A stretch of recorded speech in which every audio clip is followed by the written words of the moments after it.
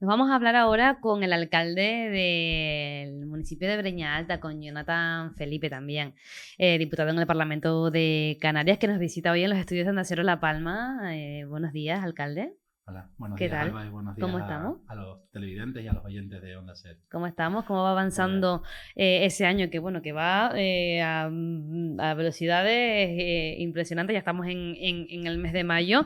¿Cómo va avanzando todo por Breña Alta antes de meternos un poquito más en cosas específicas?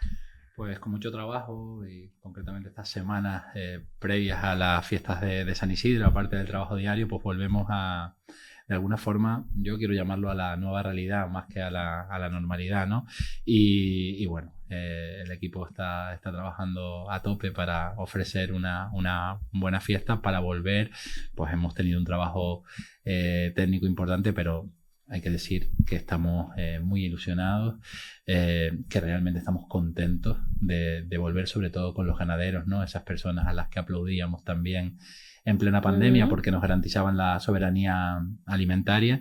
Y para nosotros el hecho de que vuelvan a reunirse presencialmente junto a su ganado, que lo transporten, que forma parte también de la cohesión social necesaria en la sociedad, para nosotros es bonito y estamos contentos por ello y estamos deseando que mañana ofrezcamos a la isla de La Palma, a los ganaderos y ganaderas, una buena feria y también a las personas que nos visiten que puedan disfrutar de un buen momento junto a todo lo que va relacionado con las fiestas de San Isidro. Poquito a poco, alcalde, vamos recuperando la ilusión, ¿no? Esa ilusión que nos había quitado la COVID-19, el volcán también, bueno, que ya hemos pasado muchísimo, pero parece que poco a poco todo va encauzándose, vamos intentando entrar a la normalidad. Precisamente estas últimas semanas en Breña Alta, pues hemos tenido eventos, hemos tenido fiestas, hemos tenido la festividad de la Cruz, hemos tenido la subida también Sí. de San Isidro. Tenemos ahora este fin de semana las fiestas de San Isidro Labrador. Me gustaría destacar, ¿no? Por ejemplo, primero, esa quinta subida de San Isidro, que por fin la hemos podido disfrutar, pues como estábamos acostumbrados. Me imagino que este año un poquito mejor o un poquito más normal, y que es algo que ya no solo para quienes van a verla, a presenciarla o a participar, sino también para la economía local, que es muy importante. Sí, bueno, esto realmente yo lo decía, ¿no? Con respecto a la suspensión del Rally de Lanzarote, lo traía a colación con nuestra subida, ¿no? Ujú. Hay que tener en cuenta que todo esto forma parte de una estrategia multidisciplinar y que a su vez genera una economía multisectorial y una economía de dinamización municipal y local. Yo le voy a explicar básicamente en este fin de semana, ¿no?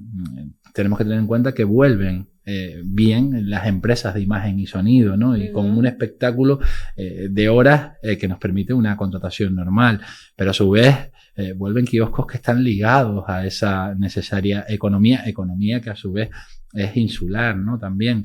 Y realmente el hecho de atraer personas y familias a la feria de ganado en San Isidro también genera dinamización económica y social en nuestro municipio, que eso es importante, ¿no? Y al final realmente necesitamos, y así se basa en este momento, o en eso se basa en este momento la sociedad, de este tipo de eventos. Yo lo digo por una cuestión de ocio, ¿no? Por una cuestión de encontrarnos, que es necesario, de las relaciones sociales. Eso es fundamental en Ujú. cualquier sociedad. Lo hemos visto en la pandemia, hemos visto los problemas incluso de salud mental, lo hemos visto también y lo estamos viendo desgraciadamente y padeciendo con el volcán, y luego también y lógicamente de dinamización económica, que va en la línea de lo que necesitamos todos para la dignidad y el desarrollo, que es la generación de empleo. Detrás de cada evento hay muchísimas cuestiones que hay que valorar, que conoces una vez que estás trabajando en la Ujú. administración pública o que estás organizándolo desde cualquier sector, y sobre todo el que lo conoce es el autónomo, que cada trimestre tiene que presentar su declaración, y que realmente hacen un esfuerzo mayúsculo y arriesgan muchísimo, y yo creo que tenemos que estar del lado de ellos. Y luego estrategias como la de las carreras de caballos, que los premios Ujú. van destinados en vales para gastar, para invertir o reinvertir en el municipio, en la localidad. y eso también genera un movimiento económico alrededor que si no se hiciera, pues evidentemente pues se tiene que hacer de otra manera, como hemos hecho durante la pandemia y el volcán, mediante subsidios, mediante subvenciones que al final no resuelven nada. Se trata de que el motor se engrane y camine. Por eso, alcaldes, son tan importantes, ¿no? Y valoramos tanto la vuelta de este tipo de fiestas. En este caso, este fin de semana tenemos esa fiesta de San Isidro Labrador. Por fin podemos volver a disfrutar de esa feria del ganado. Y tenemos muchísimas visitas durante este fin de semana. Me gustaría que nos puntualizara quizás algunas de ellas, porque queremos invitar, ¿no?, desde aquí a todos los palmeros y las palmeras que vayan a Breña Alta, que disfruten de esa fiesta de San Isidro y por supuesto que también colaboren, ¿no?, con lo que usted ha dicho, que es dinamizar también el municipio, apoyar a la economía local, que es muy importante, y en eso participamos todos porque tenemos conciertos, tenemos verbena, que parece raro decirlo, pero tenemos la feria, tenemos carreras de caballos, tenemos de todo para todos los gustos.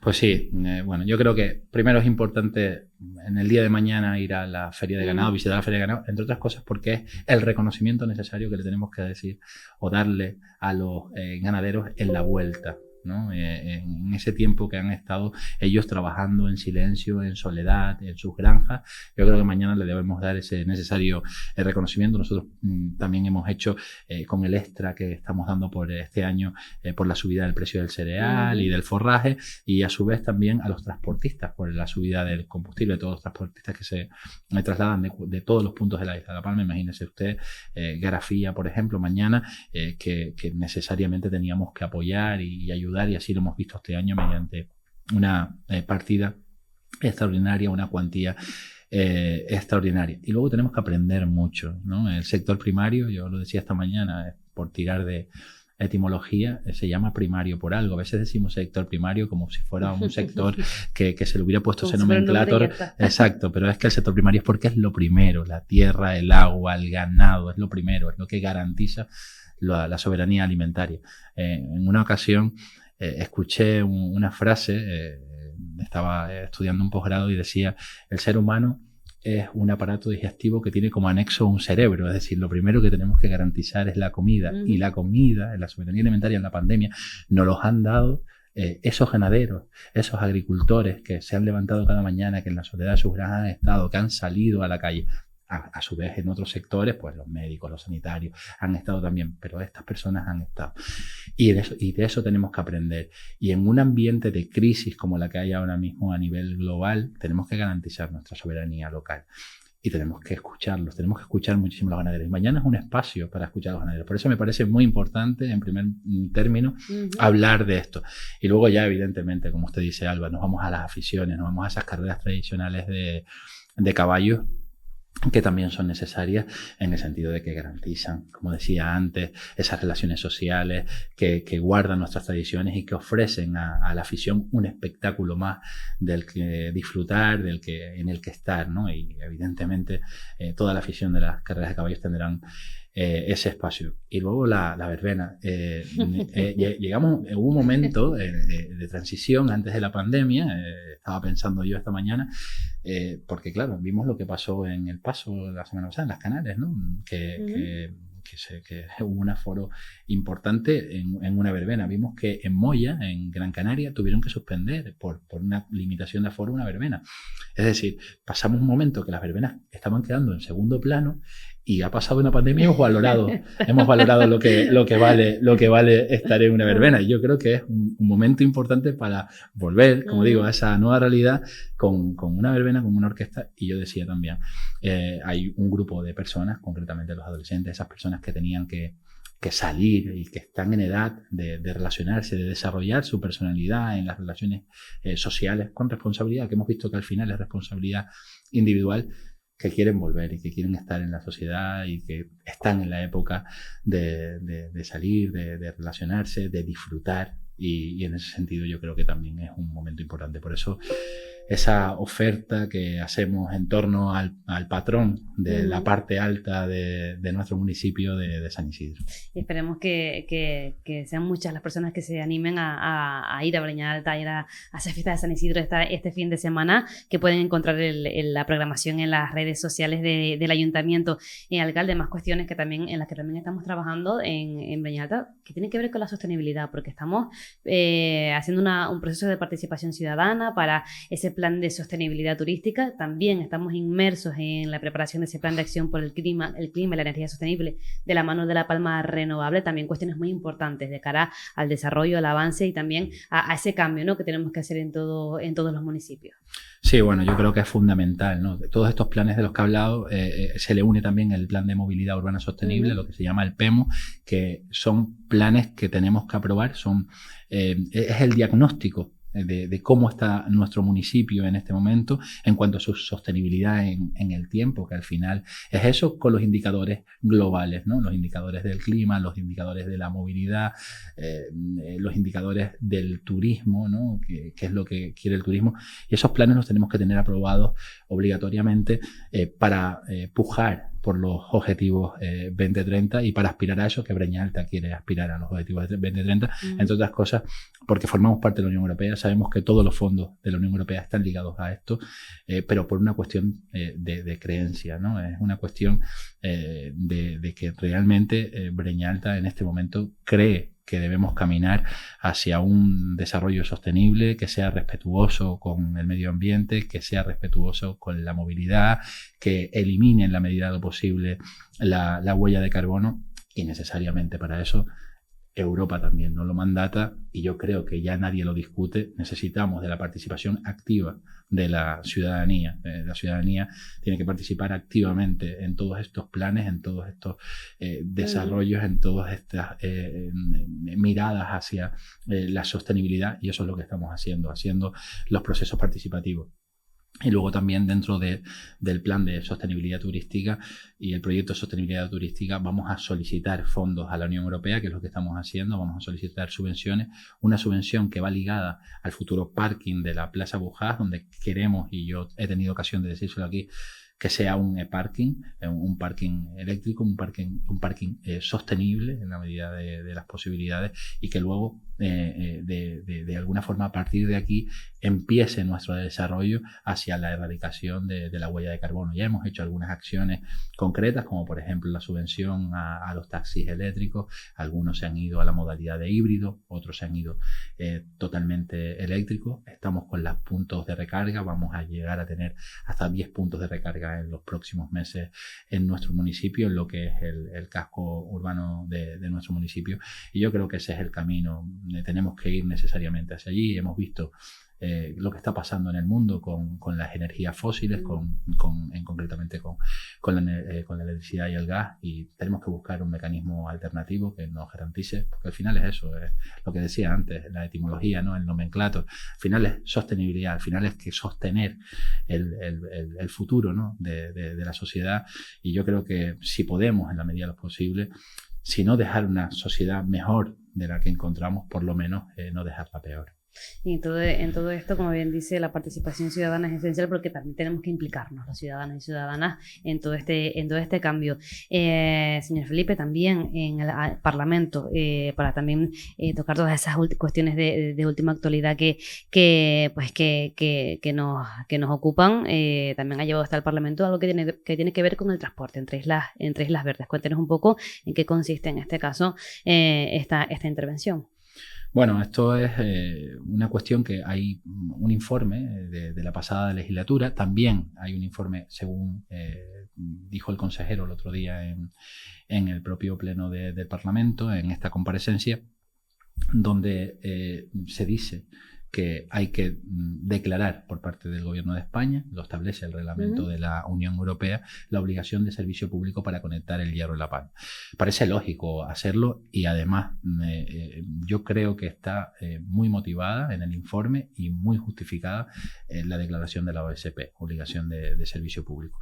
Esto está dentro de lo que está la estrategia de transporte interinsular, y que no parece lógico en este momento, y máxime lo que hablábamos antes, conforme a los objetivos de desarrollo sostenible, la eliminación de la huella de carbono, que una mercancía del hierro tenga que irse del hierro al puerto de los Cristianos, subir el transporte al puerto de Santa Cruz con el sobrecoste del combustible. Yo decía el otro día, tiene que traer el combustible justo a Tenerife, porque si llena el depósito de combustible en el hierro, el coste ya es mayúsculo, porque encima tenemos el sobrecoste del combustible en las Islas Verdes, como usted bien sabe, y luego irse a Santa Cruz para salir a la península, cuando sabemos perfectamente que si el barco del hierro va a la isla de La Palma, y de la isla de La Palma automáticamente se va hacia Cádiz, que es lo mismo que haría en Santa Cruz, ¿no? Garantizaría esto. Primero, garantiza el intercambio de mercancías entre dos Islas Verdes, que necesitamos potenciar conjuntamente en el archipiélago de Canarias. Y no solo eso, es decir, lo de la huella de carbono es de puerto a puerto y a puerto, es decir, de Puerto de la Estaca a Puerto de Santa Cruz de La Palma, para llegar al puerto de Cádiz. Y yo creo que en ese sentido parece lógico y razonable. Hay obligaciones de servicio público menos motivadas, menos justificadas que estas. Normalmente da poco tiempo de hablar en las comparecencias porque tenemos 2 minutos y medio.